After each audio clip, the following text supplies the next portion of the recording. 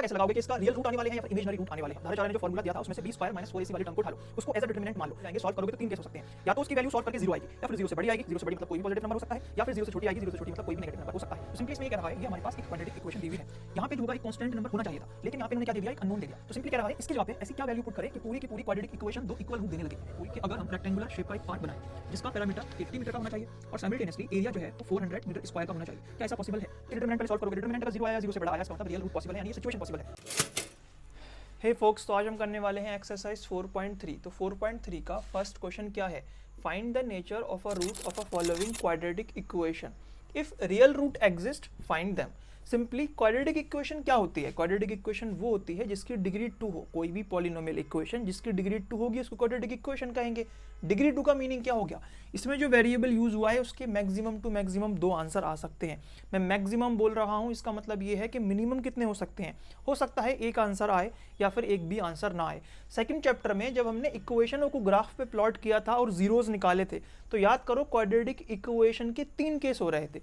या तो दो जगह इंटरसेक्ट करेगी एक्स एक्सिस पे इंटरसेक्ट करने का मतलब जीरोज आ रहे हैं, उसके जीरोज मतलब रूट ही आ रहे हैं, रूट मतलब आंसर ही है, ठीक है। तो क्वाड्रेटिक इक्वेशन के 2 आंसर आ सकते हैं। कभी कभी ऐसा हुआ था कि एक जगह इंटरसेक्ट कर रही थी तो एक भी आंसर हो सकता है क्वाड्रेटिक इक्वेशन का। कभी कभी ऐसा हो रहा था कि एक्स एक्सिस पे इंटरसेक्ट कर ही नहीं रही थी। इसका मीनिंग ये हो गया कि क्वाड्रेटिक इक्वेशन का एक भी आंसर ना हो, ऐसा भी हो सकता है। तो क्वाड्रेटिक इक्वेशन क्या होती है? इनकी डिग्री 2 होती है, इनके 2 आंसर आने होते हैं मैक्सिमम टू मैक्सिमम। उनके रूट का मीनिंग क्या होता है? क्वाड्रेटिक इक्वेशन को 0 के बराबर कर दो तब उसके क्या आएंगे? जीरोज आएंगे, क्योंकि जीरोज भी उसके स्पेशल आंसर हैं तो उनको रूट कह दिया जाता है। यानी क्वाड्रेटिक इक्वेशन के जो रूट निकालोगे उनका नेचर बताना है पहले तो हमें। अब नेचर क्या अलग अलग होता है? हाँ, अलग अलग हो सकता है। 2 केसेस हो सकते हैं। क्या केसेस हो सकते हैं? कि अगर हम क्वाड्रेटिक इक्वेशन के रूट निकालेंगे यानी आंसर निकालेंगे तो वो रियल नंबर हो सकते हैं या फिर इमेजिनरी नंबर हो सकते हैं। इमेजिनरी नंबर क्या होते हैं लास्ट लेक्चर में बिल्कुल क्लियर कर चुके हैं, या फिर क्वाड्रेटिक इक्वेशन से किस तरीके से इमेजिनरी रूट आएंगे वो भी हम क्लियर कर चुके हैं। सिंपल बोलूं तो अंडर रूट के अंदर नेगेटिव नंबर पॉसिबल नहीं है, लेकिन आ गए तो मैथमेटिशियन ने एक नई ब्रांच बना दी, इसको हम कहते हैं इमेजिनरी नंबर। तो इसके इमेजिनरी आंसर आ सकते हैं। पता कैसे लगाओगे कि इसका रियल रूट आने वाले हैं या फिर इमेजिनरी रूट आने वाले हैं? सिंपली क्या करो, धाराचार्य ने जो रूल दिया था, धाराचार्य ने जो फॉर्मूला दिया था उसमें से b स्क्वायर माइनस 4ac वाली टर्म को उठा लो, उसको एज अ डिटरमिनेंट मान लो। डिटरमिनेंट डिटरमाइन करेगा कि इसके रूट क्या होने वाले हैं। तो b स्क्वायर माइनस 4ac को कैपिटल D से भी डिनोट किया जाता है। आप जब उसको सॉल्व करोगे, क्योंकि B A C सारे के सारे यहाँ से आपको मिल जाएंगे, सॉल्व करोगे तो 3 केस हो सकते हैं। या तो उसकी वैल्यू सॉल्व करके 0 आएगी, या फिर 0 से बड़ी आएगी, 0 से बड़ी मतलब कोई भी पॉजिटिव नंबर हो सकता है, या फिर 0 से छोटी आएगी, 0 से छोटी मतलब कोई भी नेगेटिव नंबर हो सकता है। अगर डिटरमिनेंट की वैल्यू 0 आई है तो उसके एक्चुअल में एक आंसर आएगा, ठीक है। इसमें यह भी लिख देता है कि सेम रूट आएंगे। सेम रूट का मतलब क्या है? 2 सेम आंसर आएंगे। 2 सेम आंसर आने का मतलब क्या है? एक्चुअल में एक ही तो आंसर आया है आपका। तो क्वाड्रेटिक इक्वेशन के डिटरमिनेंट को सॉल्व करोगे और 0 आएगा, तब क्या बताता है वो कि दोनों के दोनों सेम आंसर आने वाले हैं, यानी एक्चुअल में एक आंसर आने वाला है। अगर 0 से बड़ा होगा डिटरमिनेंट, यानी कोई भी पॉजिटिव आंसर आएगा अगर डिटरमिनेंट सॉल्व करके, उसका मीनिंग ये हो गया कि आपके क्वाड्रेटिक इक्वेशन के 2 अलग अलग आंसर आ सकते हैं, आएंगे। और इसके डिटरमिनेंट को जब आप सॉल्व करोगे और नेगेटिव नंबर आ गया यानी 0 से छोटा आया, तब इमेजिनरी रूट आएंगे। आपको इमेजिनरी रूट सिर्फ बताना है कि हाँ इसके इमेजिनरी रूट आ रहे हैं, फिर सॉल्व नहीं करना है। अगर रियल रूट आ रहे हैं तब वो कह रहा है अगर रियल रूट है तो उनको फाइंड करो। फाइंड कैसे कर सकते हो? बहुत सारे तरीके हो सकते हैं। आप स्प्लिट द मिडिल टर्म लगा सकते हो, आप इस पे कंप्लीटिंग द स्क्वायर लगा सकते हो जो आपके सिलेबस से ड्रॉप हो गया है, या फिर सिंपली धाराचार्य रूल से सॉल्व कर सकते हो। हम इन सब में धाराचार्य रूल से सॉल्व करेंगे, लेकिन उससे पहले हम देखेंगे कि इनको सॉल्व करके इसके जो रूट यानी आंसर आएंगे वो रियल हैं या फिर इमेजिनरी हैं, ठीक है। ओके, तो इस वाली इक्वेशन में अगर डिटरमिनेंट निकालेंगे, डिटरमिनेंट क्या होता है? b square minus 4ac। Simply b क्या है यहाँ पे? b है x के साथ वाला कोएफिशिएंट, a क्या है? x स्क्वायर के साथ वाला कोएफिशिएंट, c क्या है? कांस्टेंट टर्म है। तो जब b की वैल्यू उठा के यहाँ पे पुट करोगे तो b की वैल्यू क्या है यहाँ से? माइनस की 3, तो माइनस का 3 का होल स्क्वायर माइनस 4, a की जगह पे क्या रखोगे? 2, c की जगह पे क्या रखोगे? 5। इसको सॉल्व करोगे 3 3 जा 9, माइनस माइनस प्लस, माइनस 4 2 जा 8, 8 5 जा 40, तो ये 40 आ गया। 40 में से 9 जाएंगे तो बचेंगे 31 नेगेटिव के, ठीक है। अब हमने सॉल्व कर लिया। क्या सॉल्व किया है? डिटरमिनेंट, इसको डी भी बोलते हैं। तो डी की वैल्यू एक्चुअल में क्या आई है, डी की वैल्यू 0 से छोटी आई है, ठीक है। 0 से छोटी का मतलब नेगेटिव नंबर आया है। जब नेगेटिव नंबर आया है इसका मतलब ये हो गया इसके जो रूट आएंगे, जो आंसर आएंगे वो इमेजिनरी होंगे। अगर इमेजिनरी है तब सॉल्व नहीं करने हैं, सिर्फ रियल में सॉल्व कर लें। इस वाले में देखते हैं B square minus 4ac determinant है। बी की वैल्यू क्या है यहाँ से, माइनस के 4 अंडर रूट 3 का होल स्क्वायर माइनस 4, ए की वैल्यू क्या है यहाँ से 3, सी की वैल्यू क्या है यहाँ से 4। इसको सॉल्व करेंगे माइनस माइनस प्लस हो जाएगा क्योंकि स्क्वायर हो गया ये, ठीक है। 4 कितना हो जाएगा, 4 4 जा 16, अंडर रूट 3 कितना हो जाएगा 3, ठीक है, माइनस 4 4 जा 16 और ये है 3। जब सेम नंबर माइनस करोगे तो कितना आएगा, 0 आएगा। इसका मतलब इसका डिटर्मिनेंट, इसको डी तो माना था, इसका डिटर्मिनेंट कितना आया है, 0 आया है। डिटर्मिनेंट 0 का मतलब क्या होता है, इसके सेम रूट आने वाले हैं। सेम रूट होंगे और रियल भी होंगे, सेम रूट होंगे और रियल नंबर भी होंगे। रियल नंबर का मीनिंग ये है, अब तुम्हें सॉल्व करके भी बताना है। तो सॉल्व कैसे करोगे, तो आप कोई सा भी तरीका लगा सकते हो, लेकिन इस वाली एक्सरसाइज में धाराचार्य के बारे में बताया है तो हम धाराचार्य फॉर्मूला लगाएंगे, यानी क्वाड्रेटिक फॉर्मूला लगाएंगे। वो क्या है, माइनस का B plus minus under root, इसके अंदर डिटर्मिनेंट भी लिख सकते हो या फिर यूं लिख दो B square minus 4ac, direct D भी लिख सकते हो, अपॉन 2a। क्योंकि अभी हमने ये सॉल्व कर ली है इतनी चीज। डिटर्मिनेंट कितनी आई थी, 0 आई थी। 0 आने का मतलब ये हो गया ये पूरा 0 हो गया। अब b में से प्लस करो 0 या माइनस करो 0, कुछ फर्क ही नहीं पड़ेगा, यानी ये पूरा ही गायब हो जाएगा यहाँ से। क्योंकि एक बार प्लस लेते थे तब अलग आंसर आता था, एक बार माइनस लेते थे तब अलग आंसर आता था, तब दो अलग अलग आंसर आते थे। अब वो प्लस माइनस गायब हो गए तो दोनों सेम तो आंसर आएंगे ही आएंगे। अब हमें सिर्फ आंसर निकालना है। बी क्या है यहाँ से, बी है ये माइनस, ये फॉर्मूले वाला है। अब बी की वैल्यू पुट करोगे तो उसमें माइनस अलग से है, minus 4 under root 3 divided by 2। A की वैल्यू कितनी है, ए की वैल्यू है 3, तो ये कितना हो जाएगा, ये हो जाएगा माइनस माइनस प्लस हो जाएगा 4 अंडर रूट 3 डिवाइडेड बाई 6। 2 से डिवाइड कर सकते हैं, हाँ कर सकते हैं, 2 3 जा 2 2 जा, तो एक्चुअल में बन गया 2 under root 3 divided by 3।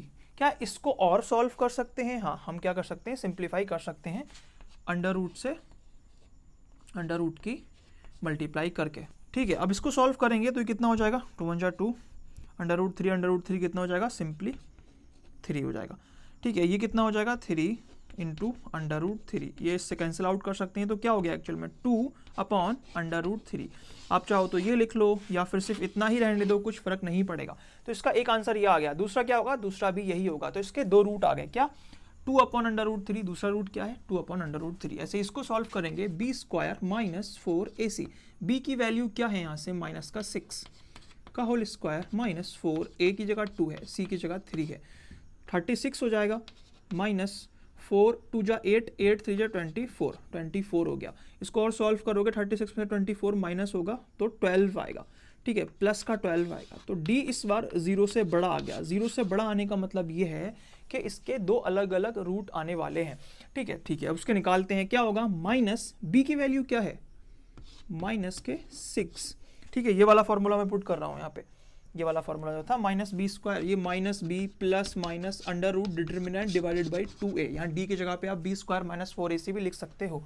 B की जगह पे क्या लिखा, माइनस का 6, ठीक है, प्लस एक बार प्लस ले लेते हैं अंडर रूट, डी की जगह पे क्या निकाला है, अभी हमने सॉल्व कर लिया है पूरे डिटर्मिनेंट को, क्या आया है प्लस का 12, तो यहाँ पे 12 लिख दो।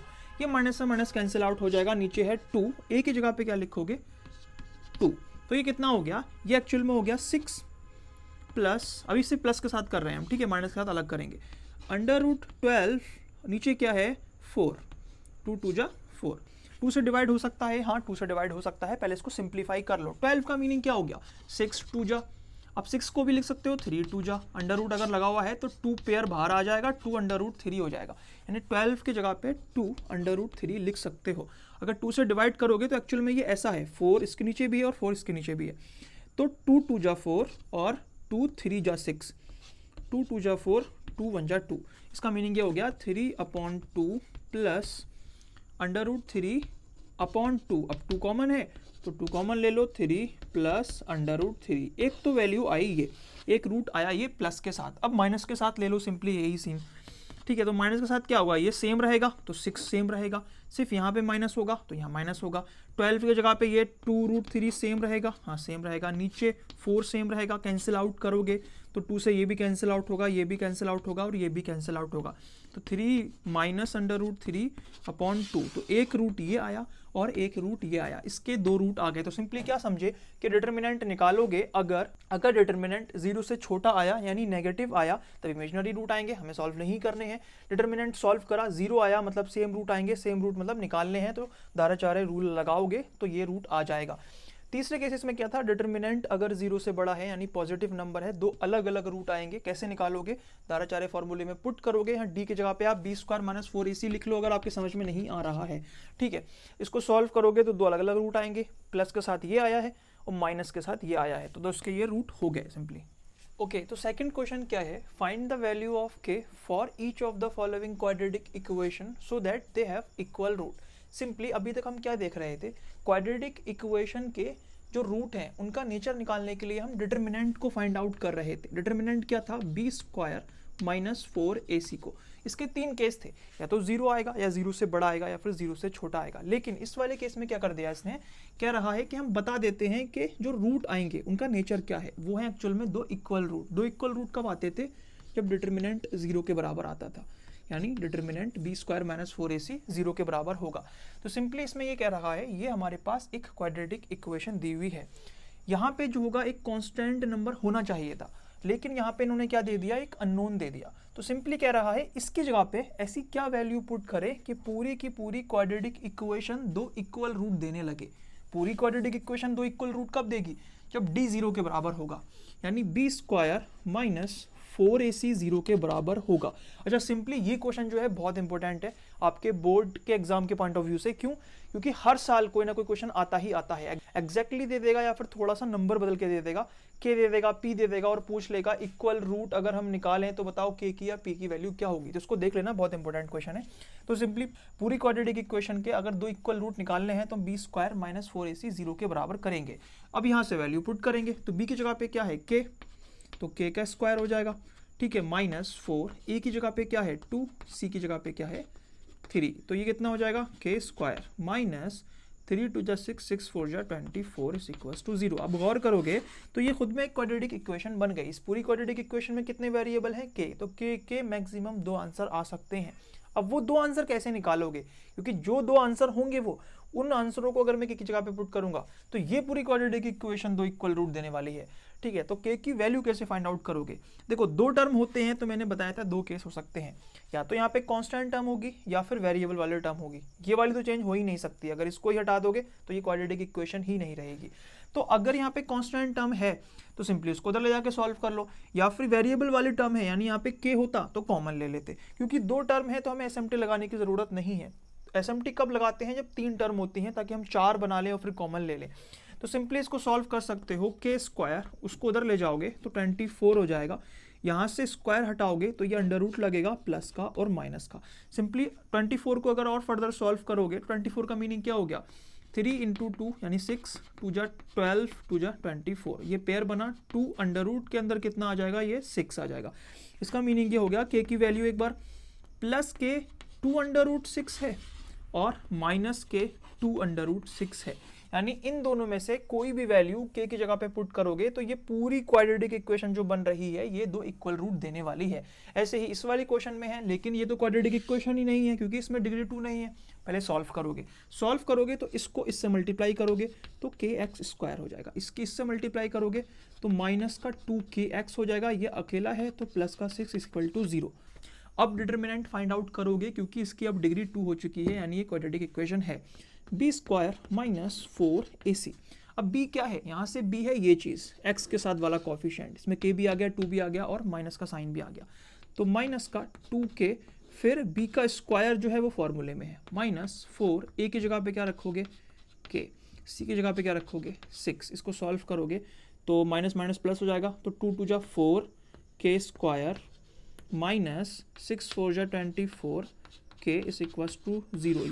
ये फिर से एक क्वाड्रेटिक इक्वेशन बन गई है जिसमें वेरिएबल क्या है k के दो आंसर आएंगे। उन दो आंसरों को जब यहाँ पे पुट करोगे, कोई से भी आंसर को पुट कर दो तो ये पूरी की पूरी क्वाड्रेटिक इक्वेशन इक्वल रूट देगी। सॉल्व कैसे करोगे, एसएमटी लगाना है, नहीं लगाना है, फिर से दो टर्म है तो कॉमन ले सकते हो क्योंकि यहाँ पे एक k है, यानी कि यहाँ पे वेरिएबल आ गया है।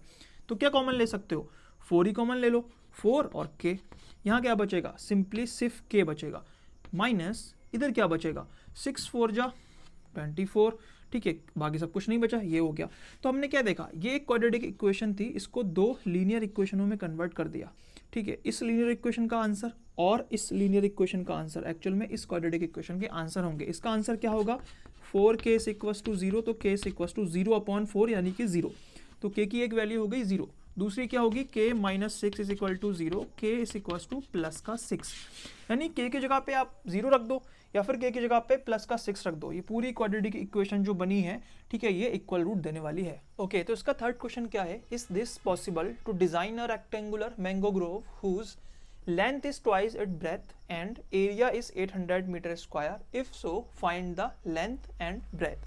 सिंपली कह रहा है कि अगर मैं रेक्टेंगुलर शेप का एक मैंगो ग्रोव बना दूंगा, मतलब आम का बाग बना दूंगा, तो वो किस तरीके से दिखेगा, ऐसा दिखेगा रेक्टेंगुलर शेप का। इसका डायमेंशन क्या होंगे, एक लेंथ होगी और एक ब्रेथ होगी, ठीक है। सिंपली कह रहा है कि इस रेक्टेंगुलर का एरिया पहले से उसने बता दिया कि 800 मीटर स्क्वायर होना चाहिए और उसकी जो लेंथ है वो दोगुनी होनी चाहिए उसके ब्रेथ से, यानी ब्रेथ कुछ बताया है इसके बारे में, नहीं बताया है, तो इसको x मान लो या b ही मान लो, चलो x मान लो।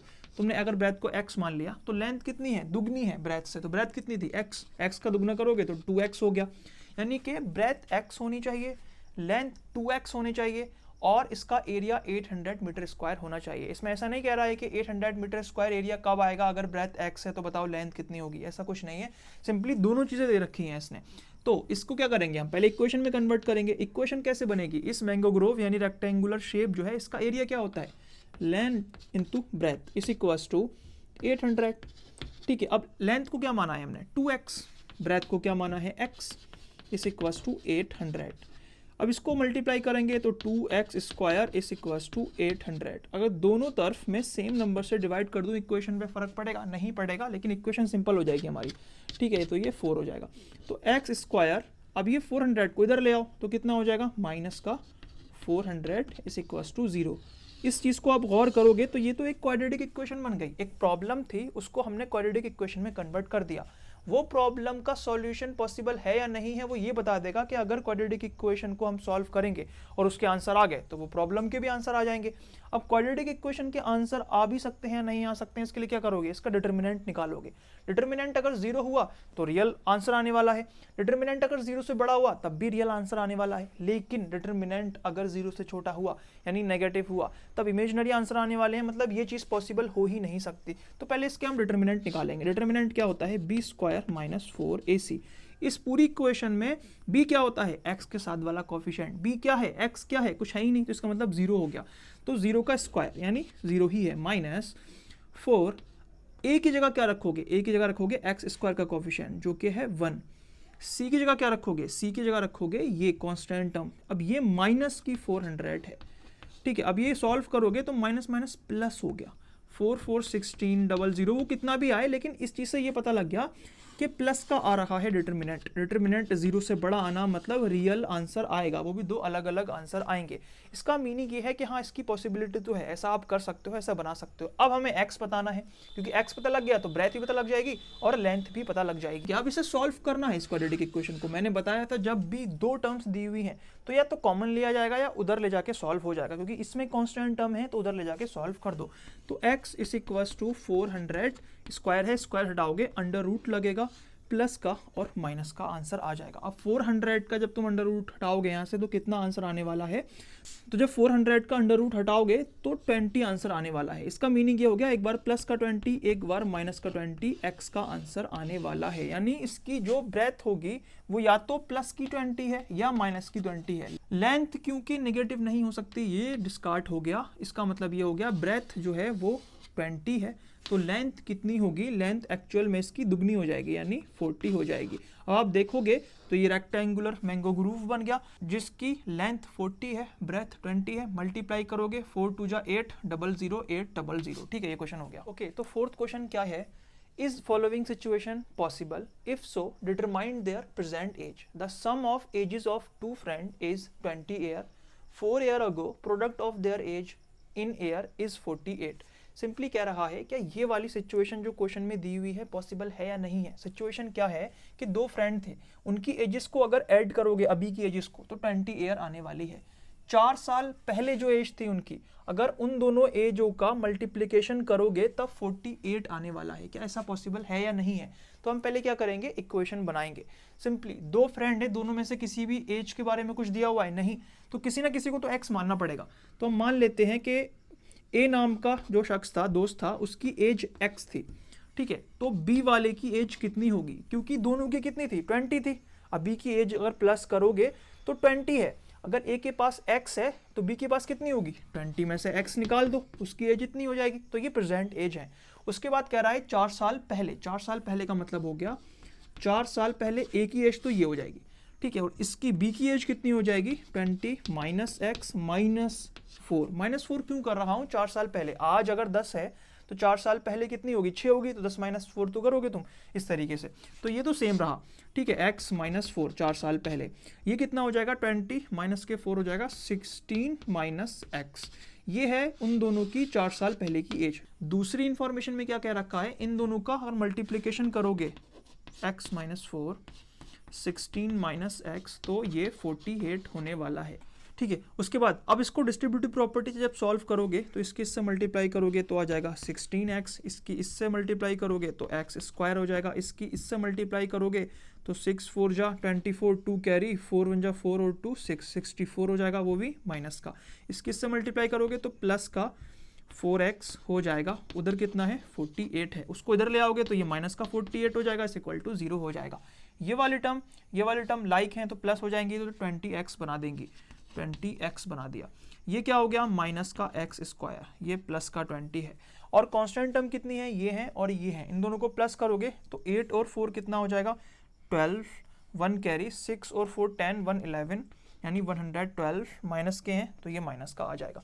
इस इक्वेशन को ट्रांसफॉर्म करोगे, ये माइनस का प्लस बनाओगे तो ये प्लस का माइनस बनेगा और ये माइनस का प्लस हो जाएगा। तो ये एक क्वाड्रेटिक इक्वेशन बन गई। इस प्रॉब्लम को हमने क्वाड्रेटिक इक्वेशन में कन्वर्ट कर दिया। अब अगर इस क्वाड्रेटिक इक्वेशन के आंसर आ गए तो ठीक है, ये चीज़ पॉसिबल है, अगर नहीं आ पाए तो नहीं है पॉसिबल। अब कैसे पता लगाओगे, पहले ही सॉल्व करने से पहले कि ये सॉल्व हो सकता है या नहीं हो सकता है, डिटर्मिनेंट से। डिटर्मिनेंट क्या होना चाहिए, या तो 0 हो या 0 से बड़ा हो, दोनों केसेस में हमारा काम हो जाएगा। यानी बी स्क्वायर माइनस 4ac, इसे सॉल्व करोगे तो b क्या है, यहाँ पे b होता है ये, तो ये माइनस का 20 का होल स्क्वायर माइनस 4, a क्या है एक्चुअल में 1, c क्या है 112, ये कितना हो जाएगा, माइनस माइनस प्लस हो जाएगा, तो ये हो जाएगा 400 माइनस, इसकी इससे मल्टीप्लाई करोगे तो कितना होगा, 4 2 जा 8, 4 1 जा 4, 4 1 जा 4, तो ये हो गया माइनस का 48। अब क्योंकि डिटर्मिनेंट नेगेटिव आ गया, यानी कि वो 0 से छोटा आ गया, इसका मीनिंग ये है कि इसके कोई भी रियल रूट नहीं आने वाले हैं, रियल आंसर नहीं आने वाले हैं, इमेजिनरी आंसर आने वाले हैं। तो ऐसी सिचुएशन पॉसिबल है ही नहीं कि आ जाए, ठीक है। ओके, तो लास्ट क्वेश्चन क्या है, is it possible to design a rectangular park of parameter 80 and an area of 400 metre square, if so find it length and breadth. Simply कह रहा है कि अगर हम रेक्टेंगुलर शेप का एक पार्क बनाएं जिसका पैरामीटर 80 मीटर का होना चाहिए और साइमल्टेनियसली एरिया जो है वो 400 मीटर स्क्वायर का होना चाहिए, क्या ऐसा पॉसिबल है? तो सिंपली रेक्टेंगुलर का डायमेंशंस क्या होते हैं, L और B। अब पैरामीटर क्या होता है, पैरामीटर एक्चुअल में होता है बाउंड्री की लेंथ। तो बाउंड्री क्या है, LB, तो क्या हो गया 2L 2B, 2 कॉमन ले लोगे तो 2L प्लस B, ये कितना होना चाहिए, एग्जैक्टली होना चाहिए 80, ठीक है। ये 2 से डिवाइड करोगे पूरे टर्म को, पूरा एक ही टर्म है ना, इस पूरे टर्म को 2 से डिवाइड करोगे तो ये 40 हो जाएगा। इसका मतलब ये हो गया L और B दोनों के दोनों 40 होना चाहिए। तो अगर x चाहो x मान लो, वरना L ही रहने दो। अगर ये चीज़ x है, ठीक है, तो ये कितनी होगी, 40 माइनस एक्स होगी। याद करो लास्ट वाले क्वेश्चन में यही तो किया था हमने कि दो लोग हैं कि L और B दोनों 40 प्लस करके हो रहे हैं। अगर L x है तो B कितना होगा, 40 माइनस एक्स। तो सिंपली हमने लेंथ को x मान लिया और ब्रेथ को 40 माइनस एक्स मान लिया। अब इनका एरिया कितना होना चाहिए, एरिया होना चाहिए L इंटू बी होता है एरिया, L इंटू बी होता है एरिया, ये होना चाहिए 400। अब L क्या है x, B क्या है 40 माइनस के x इस इक्वल्स टू 400, ठीक है। इसे सॉल्व करोगे तो कितना हो जाएगा 40x, ठीक है, इसकी से मल्टीप्लाई करोगे तो माइनस का एक्स स्क्वायर, इसको इधर लाओगे तो माइनस का 400 इज इक्वल टू 0। रीअरेंज करोगे तो एक्स स्क्वायर, मैंने प्लस का बना दिया, मतलब सबके साइन उल्टे करने हैं अब, ठीक है, minus 40x plus 400 is equal to 0। ये तो एक क्वाड्रेटिक इक्वेशन बन गई। अगर क्वाड्रेटिक इक्वेशन के डिटर्मिनेंट पहले सॉल्व करोगे, डिटर्मिनेंट अगर 0 आया या 0 से बड़ा आया, इसका मतलब रियल रूट पॉसिबल है, यानी ये सिचुएशन पॉसिबल है। अगर d 0 से छोटा आया, इसका मतलब ये है इसकी इमेजिनरी रूट आएंगे, यानी ये सिचुएशन पॉसिबल है ही नहीं। तो क्या करेंगे, b स्क्वायर माइनस 4ac से पहले हम चेक करेंगे क्या आने वाला है। b क्या है पूरी में से, ये चीज़ b है, यानी कि 40 का स्क्वायर माइनस 4, a की जगह पे 1, c की जगह पे 400, ठीक है, ये 4 4 जा 1600 हो गया, माइनस 4 4 जा 1600 हो गया, इसका मतलब 0 आ गया। d इज इक्वल टू 0 का मीनिंग क्या होता है कि रियल रूट तो आएंगे लेकिन दोनों सेम आएंगे, यानी एक्चुअल में एक आंसर आने वाला है। वो क्या होता है, माइनस बी अपॉन 2a होता है, याद करोगे। ऊपर जो plus minus under root B square minus 4ac था, क्योंकि B square minus 4ac determinant होता है, वो तो 0 बन गया ना, उसका होना ना होना बराबर है।